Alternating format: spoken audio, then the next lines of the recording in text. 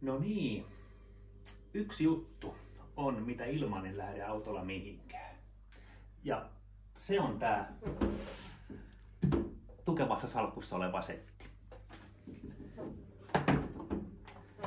Nimittäin auton akun kanssa on aika paljon ongelmia ja kun ne tulee aina yhtäkkiä.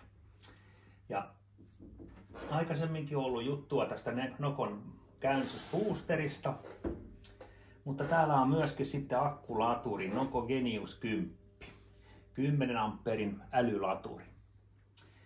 Tästähän tosiaan, tää on aivan mahtava tää Nokon starttiboosteri.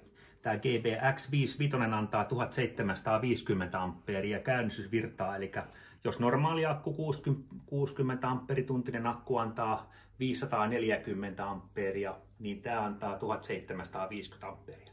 Näitä on monen kokoisia, mutta tämä on tosi kompaktin mallinen ja sitten nämä kaikki Nokossa on todella tukevia nämä klipsit ja pihdit ja kaikki nämä.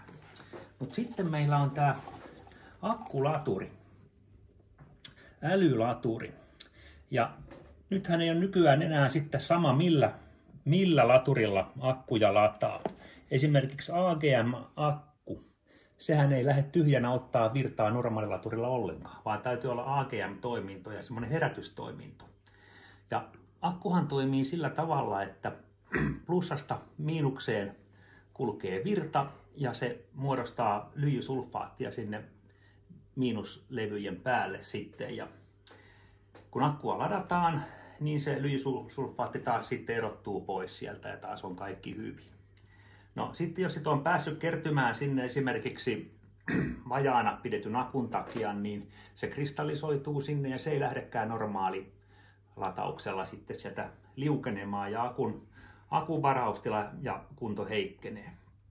No tässäkin on sitten tämä todella tärkeä repair-toiminto, eli korjaustoiminto, millä saadaan sitten pommitettua sitä kristallisoitua lyijysulfaattia sieltä irti ja akku taas täyteen kuntoon. No mistä sen tietää sitten, mikä se akun tila sitten tässä oikeasti on?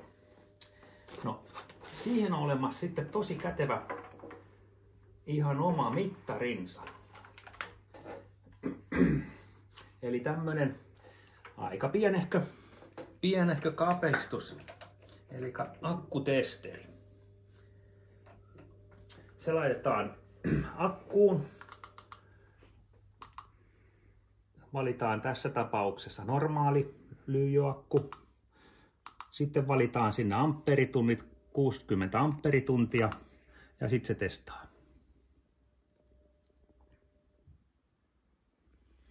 Ja sitten saadaan tulos, mikä tämä on.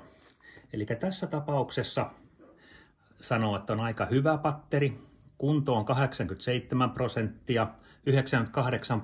98% varaus. Ja sitten se, mitä se mittaa tämän jännitettä ja sisäistä vastusta.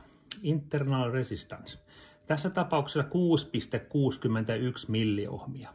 Jos se on 5-10, akku on vielä ihan hyvä. Jos se on alle 5, niin se on oikein tosi hyvä. Se on niin kuin uusi. Jos se on yli 10, niin se alkaa jo olemaan vähän sitten niin kuin huonompi se akku. Ja näillä perusteella tämä laskee tämänkin 60 amperisen akun milliamperi tai käynnistysvirraksi 480 amperia. Eli alun perin se on 540 amperia. Eli tällä kertaa tämä on jo pikkusen heikentynyt tässä, mutta jos tätä nyt vielä lataisi, niin se voisi antaa sinne yli 500 amperia käynnistysvirtaa. Eli varsin yksityiskohtaisesti tämä ilmoittaa ja tosi kivasti tämmöisillä selvillä numeroilla, että missä mennään. Se on aina ollut ongelma, että missä se menee, voltit pelkät ei vielä kerro ja tällainen, mutta tämä kertoo, missä tässä oikeasti vähän niin kuin mennään.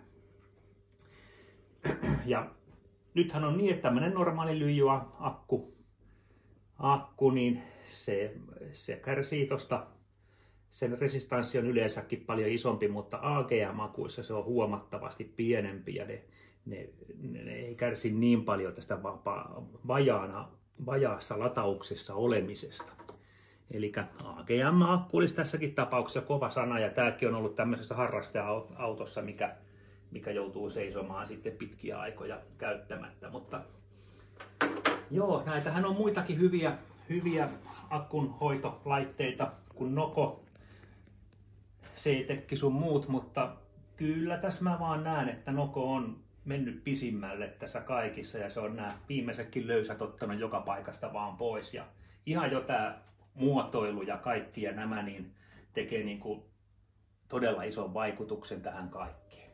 Ja tosiaan tämmöiseen työkalulaukkuun, missä on vielä lisäpehmusteet täällä, kun joutuu kanniskeleen koko aika eri paikkoihin, niin tämä on osoittautunut vallan mainioksi setiksi.